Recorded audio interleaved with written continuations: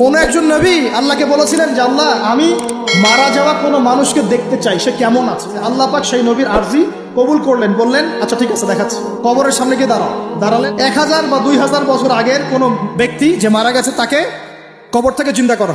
নবী দেখছেন এবং সে ভয় থরথর করে কাঁপছে, এখনো ভয় থরথর করে কাঁপছে। সেই নবী বলছেন তুমি ভয়ে কাঁপছো কেন?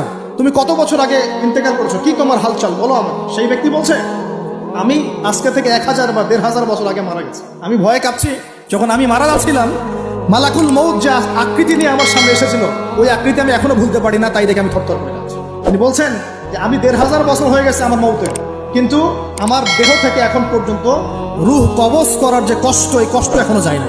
আর এই সব দুর্নীতি করে আর অন্যায় করে মানুষের সম্পদ আত্মসাৎ করে অন্যের উপর অত্যাচার করে আমরা ভাবছি যে আমরা কালকে আমাদের মাঠে পার পেয়ে যাবো।